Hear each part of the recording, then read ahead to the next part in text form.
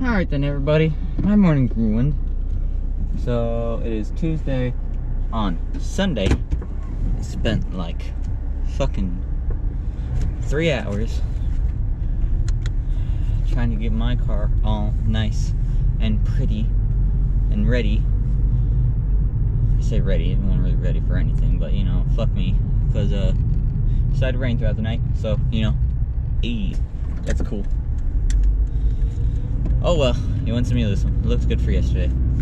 Alright, so, anyways. What are we talking about today? We're talking about the Ford Ranger. The truck that isn't actually out, and I said that I wouldn't really do this, but it's so close to being out. We know it's coming out, and you can even build one and price one on Ford's website. Won't be talking about the Ranger Raptor at all, because as of right now for 2019, it is still not out. And there are some speculations that will be coming out for the US, but as of right now, no. And even I want to say the CEO of Ford, maybe it was someone a little lower down on the totem pole, but said, I mean, he had a pretty good reasoning, that the US, like every country gets a Raptor that Ford is in. The US gets the F-150 Raptor, and then the rest of the world gets the Ranger Raptor. Which, to be honest, I mean, technically we're getting the better end of the deal, right? The big boy, the big Raptor is a better, cooler truck. And, you know, it goes faster, can haul more, things like that. Doesn't have a diesel, which is rumored to be the engine for the F-150, or sorry, the Ranger Raptor, which I don't know if rumored is the correct word, maybe it's already confirmed. Not sure on that, because I didn't really care about that. What I did look at is the engine for the just regular Ranger, which could be interesting. So it gets a 10-speed, just like the big Raptor, which is really cool. I didn't mention this at all in the Colorado one, but the Colorado gets for base model, 6-speed manual, 6-speed automatic for its baby Duramax, which makes sense. You want a low-end kind of torquey transmission. And then for the 300 horsepower version, you get a 8-speed, the same kind in the Corvette and stuff like that. So, very cool that it gets 10-speed. Way better than anything else on the market, and its engine is a 2.3 liter EcoBoost. Of course it is. Ford loves its EcoBoost engines. And what does EcoBoost mean? It means it's turbocharged. That's all. That's it. So it gets one of those. Powers specs for horsepower and torque have not been released, but it's been rumored.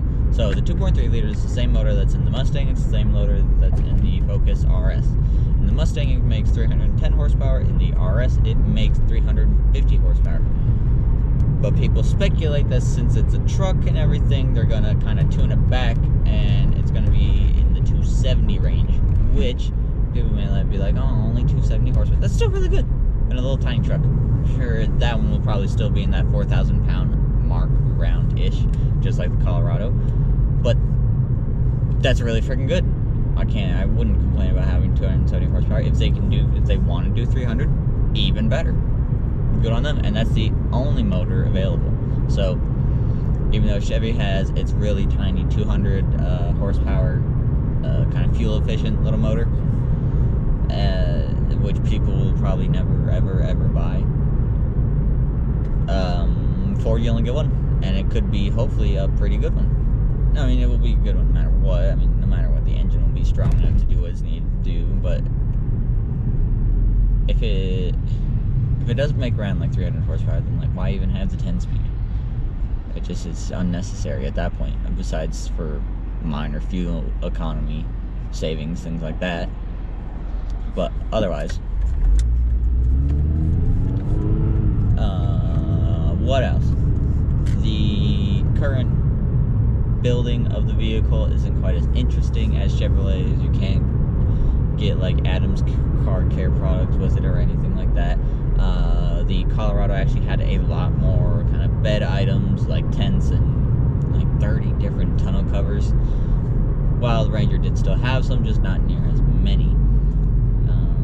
So the Colorado can be better equipped as of right now. Again, we are still kind of talking about a vehicle that's not out, but it's kind of out. If you can go out and if I feel like they're not gonna include many more extra accessories and things after they release it. I feel like whatever's on Ford's website, which is a decent list, is probably gonna be it.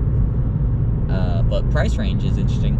So it starts out at 27 or 24K or 27K.